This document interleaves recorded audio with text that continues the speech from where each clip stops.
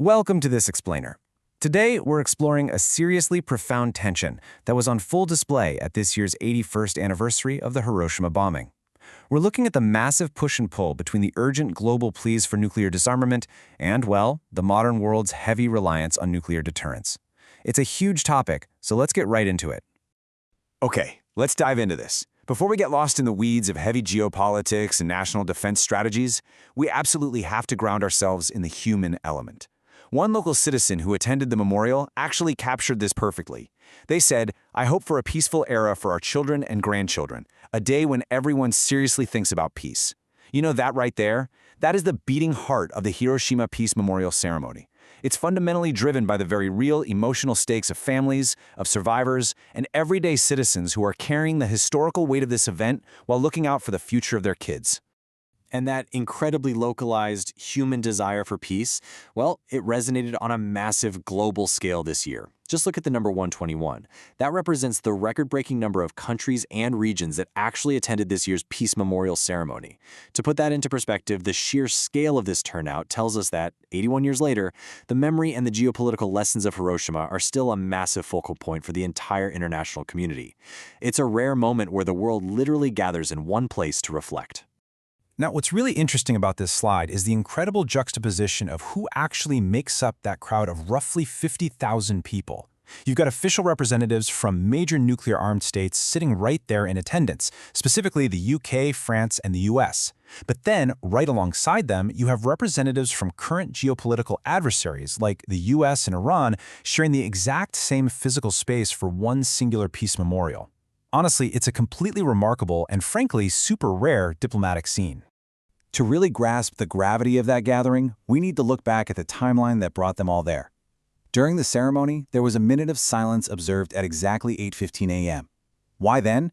Well, that was the exact minute on August 6, 1945, when an American B-29 bomber dropped an atomic bomb right on the city of Hiroshima. And that moment triggered a rapid, world-altering chain of events. Just 3 days later, on August 9th, a second atomic bomb was dropped on Nagasaki. And then, a mere 6 days after that, on August 15th, Japan surrendered, officially bringing the Second World War to an end. So, the crucial point is the sheer scale of the devastation that occurred in that very first moment on August 6th. 140,000. That is the estimated number of people killed by the bombing in Hiroshima, an event that basically leveled the city. I want us to just pause on that number for a second. If you strip away all the complex geopolitics, that single figure represents a frankly unfathomable human toll in just one single city. And that tragedy was compounded just days later. 70,000, that's the estimated death toll from the second bomb dropped on Nagasaki. When you put those two staggering figures side by side, you really begin to understand the immense combined human cost of these two catastrophic events. It's this specific historic devastation that completely sets the stage for the intense debate we're seeing today regarding nuclear policy. And this brilliantly illustrates exactly what that modern debate looks like. This brings us right back to that core tension we talked about at the start of the explainer. On one side, you have this very localized perspective. The survivors, known as the Hibakusha, along with the mayor of Hiroshima, firmly rejecting the whole concept of nuclear deterrence. They are actively pushing for total nuclear abolition and urging the government to sign the treaty on the prohibition of nuclear weapons. But then, on the flip side, the national government is advocating for what they call a realistic approach, which relies heavily on the United States nuclear umbrella. So we're looking at two vastly different viewpoints on how to actually achieve peace, intersecting right there at the memorial. Let's break down that national perspective first. Prime Minister Sane Takuchi, who, by the way, was attending the memorial for his very first time as Prime Minister, outlined this realistic approach. The government's stance is essentially a really delicate balancing act. They are operating under Japan's post-war non-nuclear principles, absolutely, but they also firmly support nuclear deterrence by staying safely under the protection of the U.S. nuclear umbrella. Now, the sources note this is happening right amid speculation that Japan might actually review those post-war principles when it updates its security and defense documents later this year. So, this is for sure a highly watched policy space right now. In sharp contrast to that national policy of deterrence, we have the message from Hiroshima's mayor, Kazumi Matsue.